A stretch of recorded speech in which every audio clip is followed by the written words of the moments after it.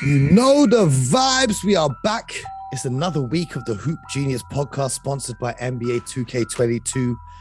Your host, Mo Moonsey, alongside the three-time NBA champion, super agent, roster construction expert, man in the know, Mr. BJ Armstrong. How you doing today, sir? How was your weekend?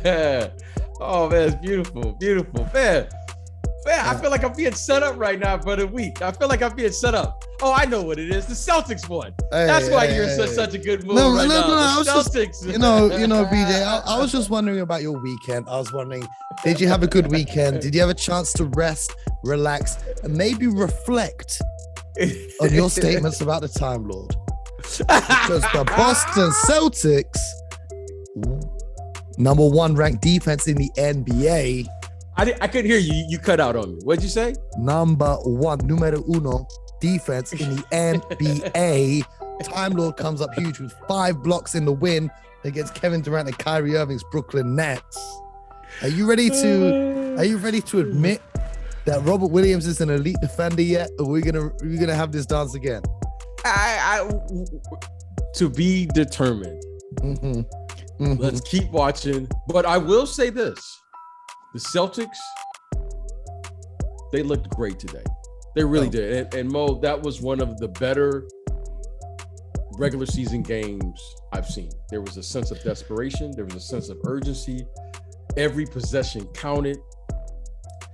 The stars were shining bright. Kevin Durant was awesome, 36, 37 points.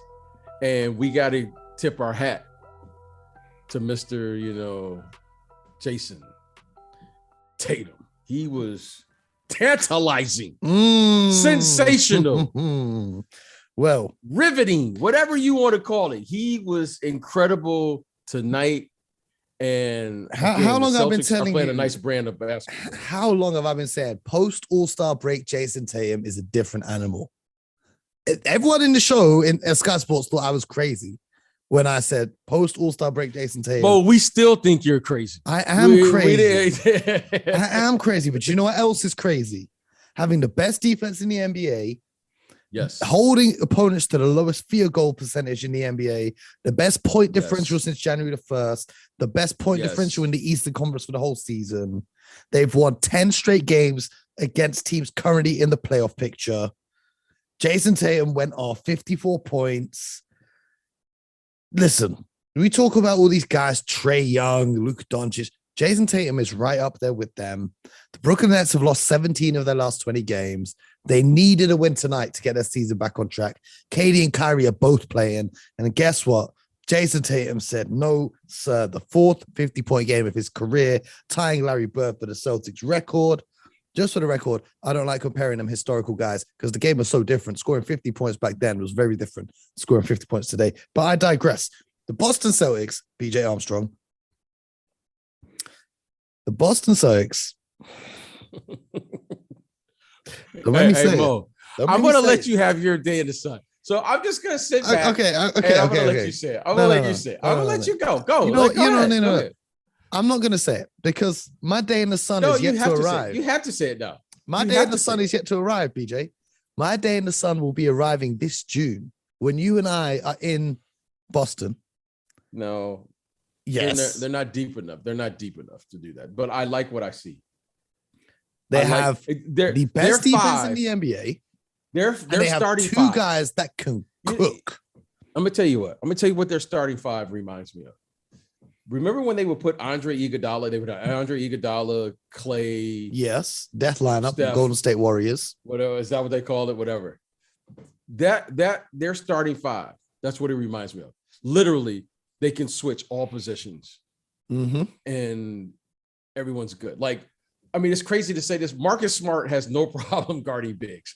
Like, how most guards would get switched onto a big. Well, I'm pretty comfortable with Marcus Smart. Playing against anybody. Post, perimeter. So you got Marcus Smart, Jaylen Brown, Jason Tatum, Al Horford, who's very underrated. Al Horford is interesting. Can we appreciate that trade as well? Because Kemba ain't even playing basketball right now. And they said Brad Stevens was a madman. I don't have to say anything about Kemba. it was a good move for everybody involved. Oh, yeah. Al Horford is a great pickup for them. They got 3 players, to me, is what it's really made a difference in Jason Tatum and Jaylen Brown. Because you have those other 3 guys talking about the Time Lord, your guy, Al Horford, and Marcus Smart. Marcus Smart. They're not fighting to contribute on the offensive end. And that, to me, is probably what's calmed Jason Tatum and Jaylen Brown down. It's because those guys, they're not fighting to get shots now. It's kind of like, hey, they can actually pass the ball and the ball might come back to them. Yeah. Because Time Lord gets no touches. Okay. He gets offensive rebounds and he has 2 one or moves. 2 alley-oops. He's got the 1-hand dunk and the 2-hand dunk. That's all. I don't know what else the guy can do. Okay. Al Horford only shoots the corner threes. Or pick and pop on the odd occasion. Or pick and pop. Okay. You pick and pop. Okay. And Marcus Smart, he just kind of picks and chooses. He's a facilitator. Yep. And it's really interesting to watch. But on the defensive end, that's where I'm impressed, because whether it's by design or maybe it's the deal that they made with the team. In particular, Jason Tatum. Jason Tatum actually is sitting down and defending. Yes. Okay. And here was what was impressive about that 54 today. You know who he was guarding? You know who he was guarding today, Mo? KD. He was guarding KD. D. Mo. Now, so the energy that this young man had to expend, not only to score 50-something points, but to guard KD, because KD was cooking. Yep. He cooked out. And he took on that challenge and did a very nice job. Guy scores 37 and you're saying he did a nice job. I mean, he contested the shots. He didn't cheat the game. I was impressed. I was impressed with Jason Tatum. This might have been the most impressive game I've seen. Yeah. As far as what he's doing. This is the best. That was the best game of his career for me. And I've watched every single game of his career. I mean, he was unbelievable. I got to give him credit. So I give those guys credit. The only thing I can say, Mo, is as they go to the playoffs, as you know, yes, you're going to need your bench. You're going to need a minimum of 8, 9, 10. And I don't see 9 and 10. I see 8. Yeah. But 9 and 10, 9, 10. I don't. I like Derek White a lot. I like Derek White a lot. Grant Williams has been good. I like Tice.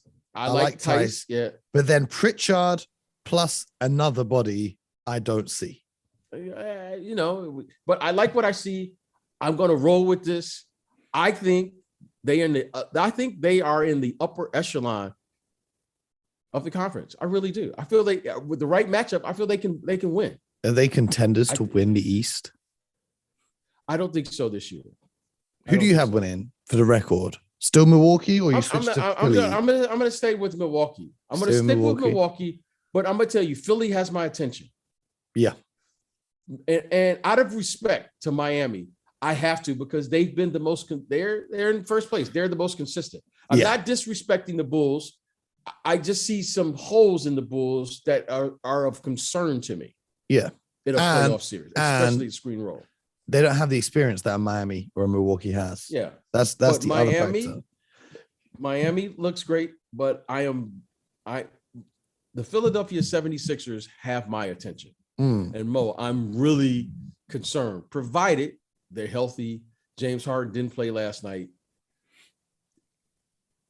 Well, but I gotta say, Milwaukee. I just can't bet against Giannis. I can't bet against a man that plays that hard. I mean, he just plays so hard, Mo. And I'm not. When you beat Milwaukee, I want to say this. The reason I'm going to say Milwaukee is because Milwaukee's not going to beat themselves. Yeah. You're going to have to beat Milwaukee. And then to beat Milwaukee, you're going to have to beat Giannis. And I don't know who can beat Giannis 4 out of 7. I really don't.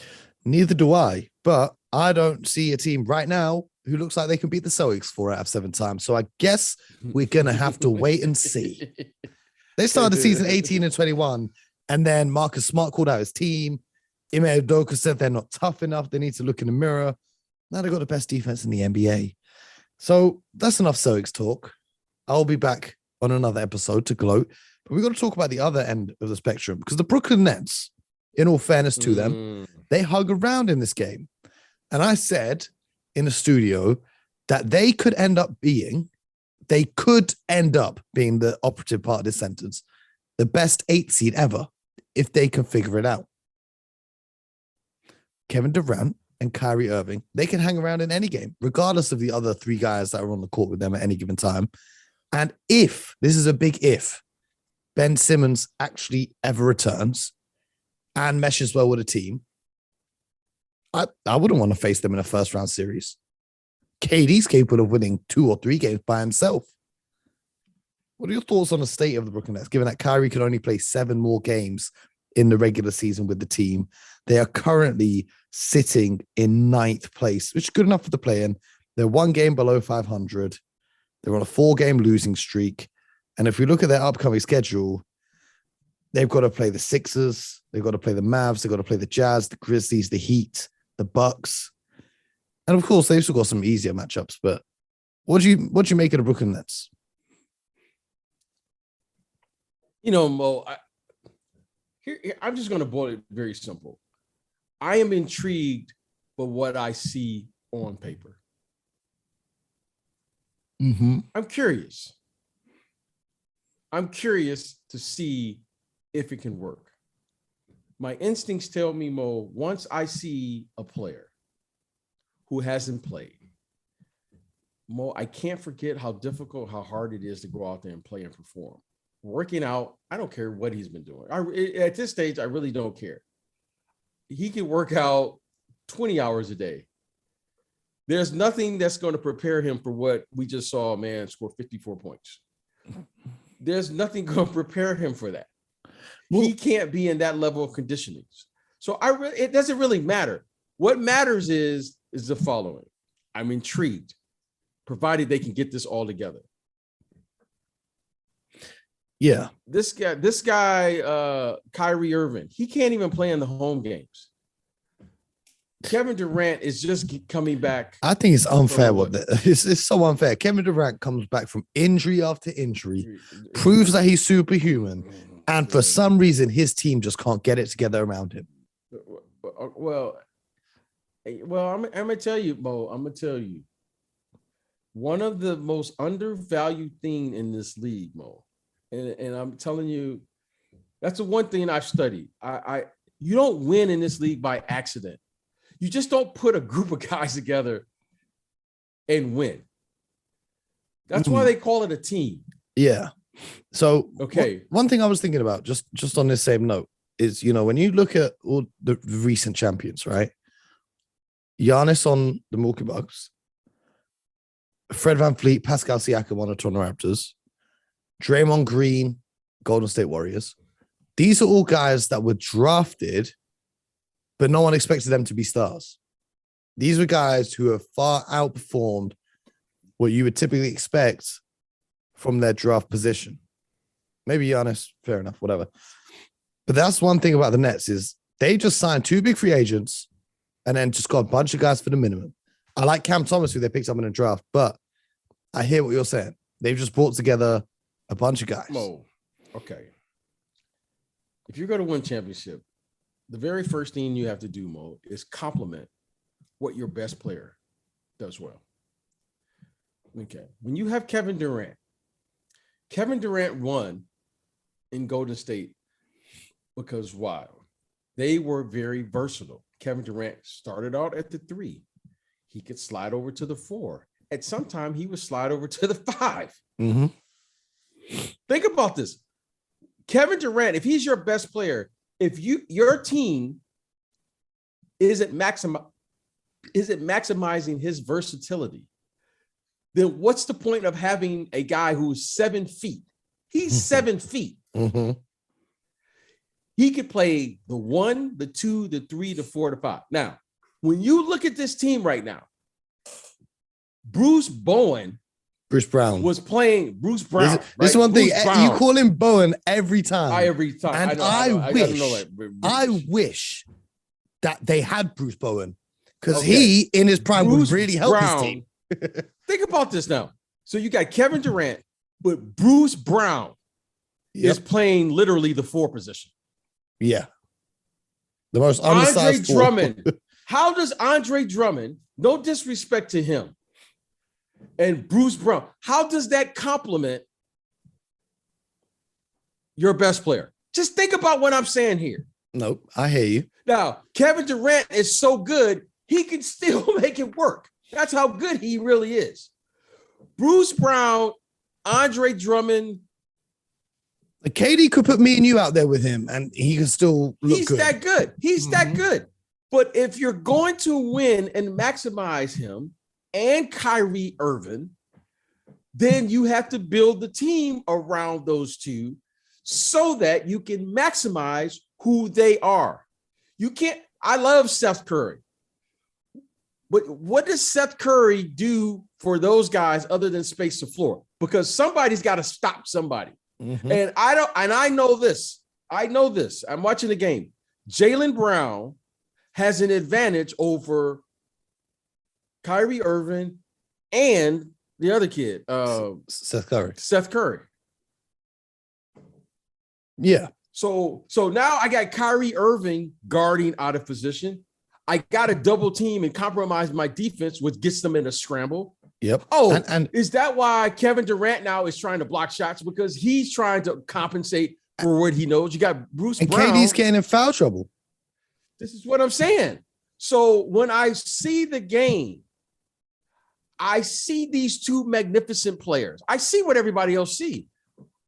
But, and no disrespect to the other guys, but if you're going to do this and give yourself a chance, they have to complement those guys. You have to, Draymond Green, who's a role player, you just said, he complements what Steph Curry and these guys need to be the best version of themselves. Well, yeah, speaking of Draymond vice versa. Green, the Warriors are absolutely free falling without Draymond Green. 2-8 in their last 10. Because Mo, they look like a shell of themselves. I think he's way more than a role player.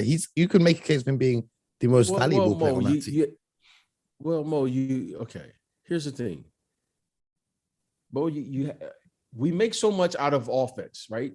And the offense, that's the part of the game that everyone understands. Have the ball, put it in the basket. But Mo, if you can't stop anybody, you can't win. Mm-hmm. It's very simple. I mean, your Celtics. Defense first. What's different? Defense first. What's different? Defense first. Same with the Mavs. No one wants to talk about this. But Mo, if we're going to talk, what does Draymond arguably was Defensive Player of the Year prior to him getting injured? Draymond's been Defensive Player of the Year almost every year. Like, if you really look at it. So you just can't remove that from your team and then all of a sudden say, oh, the guy anchors the defense. That's something you can do every night. You can't shoot well every night. You can't play well every night, but you can defend every night because that's just effort and energy. Yep. Okay. He does that every night. And believe it or not, Mo, you're on that side of the ball 50% of the time. Okay. So you don't take that out of your lineup and then expect to win.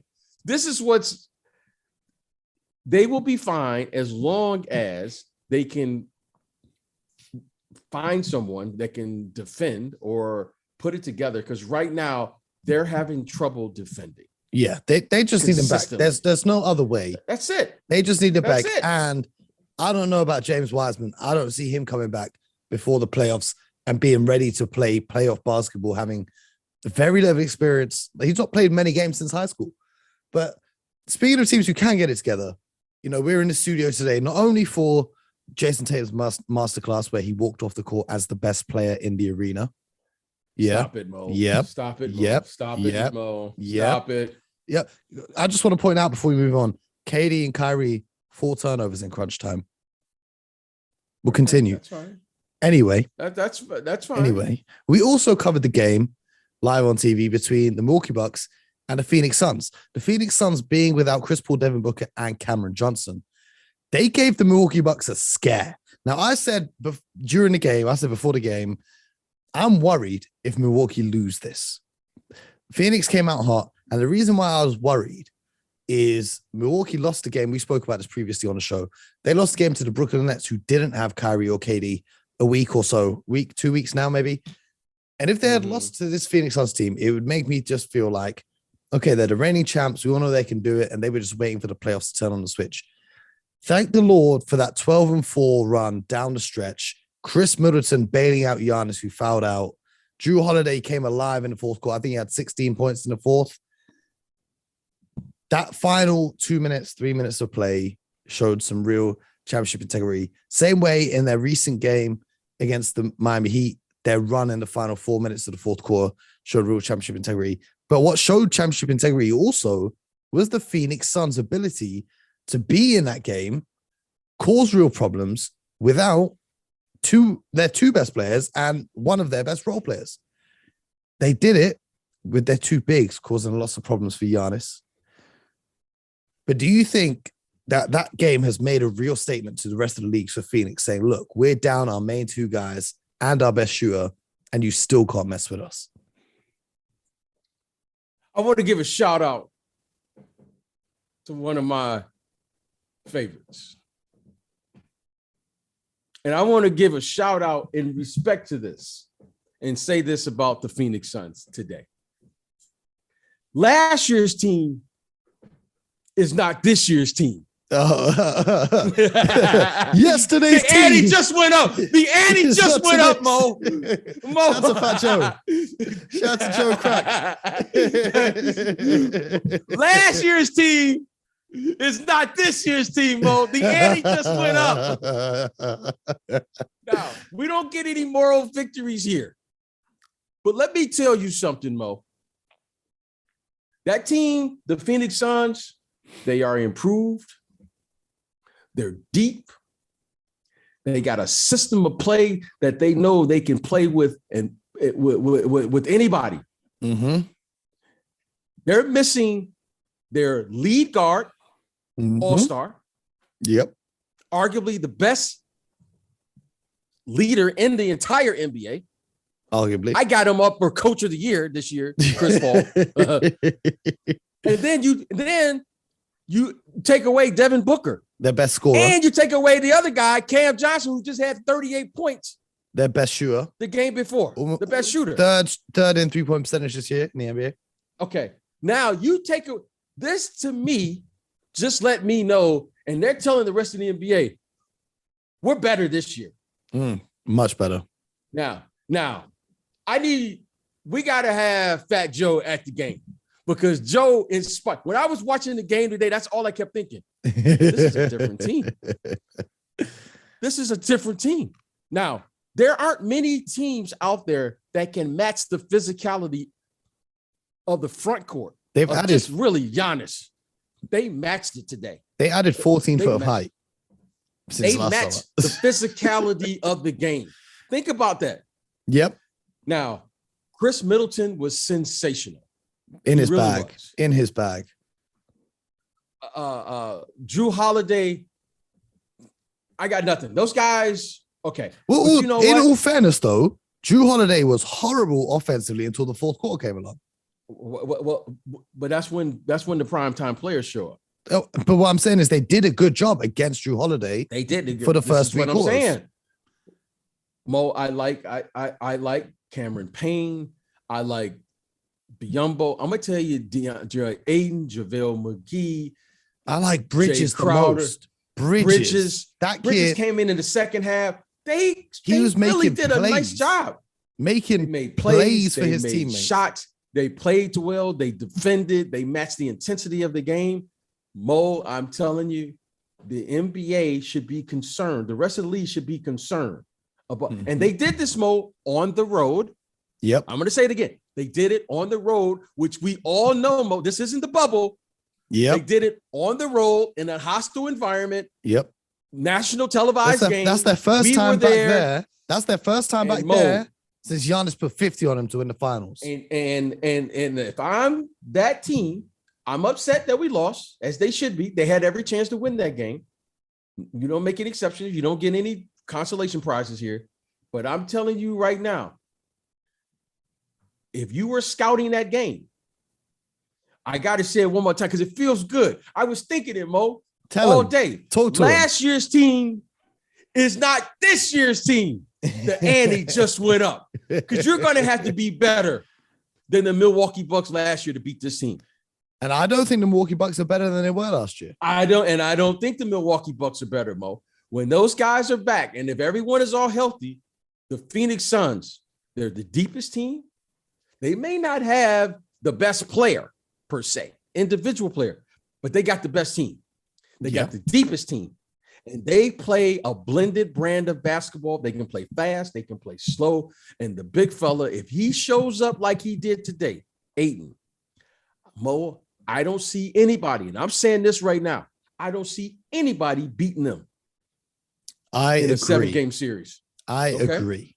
If Chris Paul gets back healthy in time for the playoffs, Mo, I've been waiting to say that all day. I've been waiting since I was watching the game. I've been thinking that all day. I was watching that game and I thought, I couldn't believe it's long for everyone in the West. It's long. Your best hope is that someone in the West can really cause them problems and they're tired when they get to the finals. That's your best hope. That's your best hope. I don't see anyone in the West taking them out. I don't see anyone in the West taking them out right now as it stands. Unless there's another injury, there's a setback to CP or Book. I don't see anyone in the West taking them out in a 7-game series.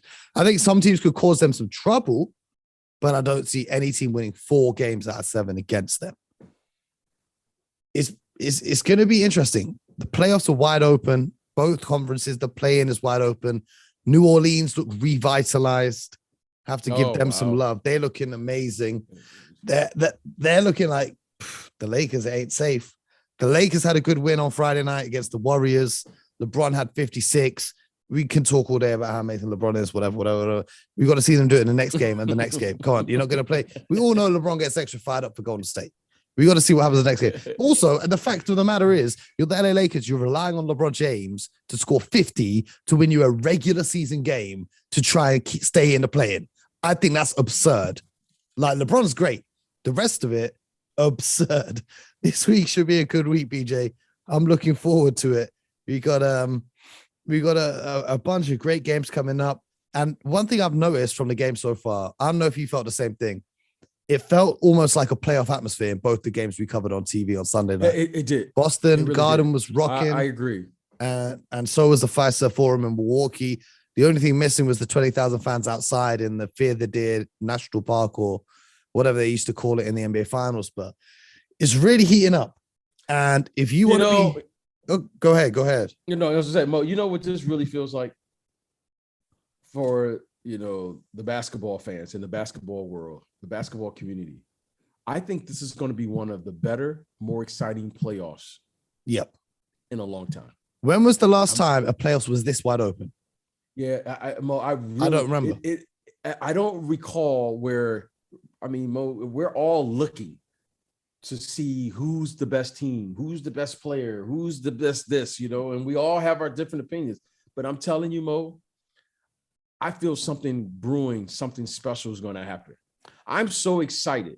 These 2 games that we did today, Mo, it's been a long time that I was into every possession. So last year there was a clip of me on a podcast, and the kid on the podcast asked me, Mo, who do you want to see in the NBA Finals?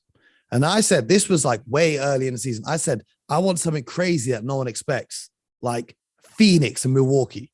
Like, I just said it.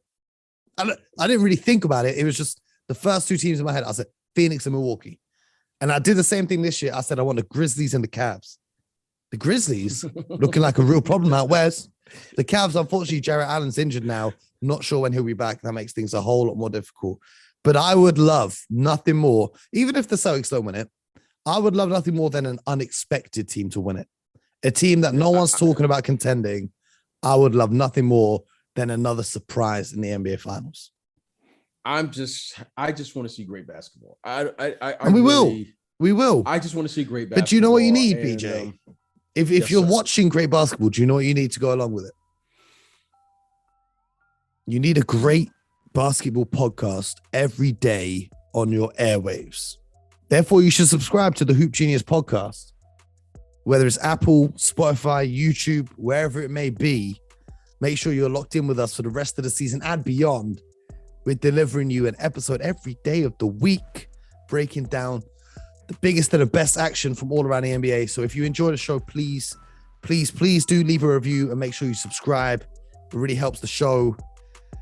And we can keep bringing you these, and we'll be bringing you more and more as the season progresses. We might have a few surprises for you guys this week, as episode 50 is almost upon us. But we appreciate you taking the time out of your day to be rocking with us. Why is that, BJ? Why do we appreciate the listeners so much? Because they could be rocking anywhere. They could be doing anything. They could be any place. But they right here with us, Mo. We appreciate you. And we appreciate you. And Real it's for you talk. that we do this. And you know what? I'm just excited about tomorrow's show because I can't wait. Did you see, Mo, while we were doing this, the Denver Nuggets came back?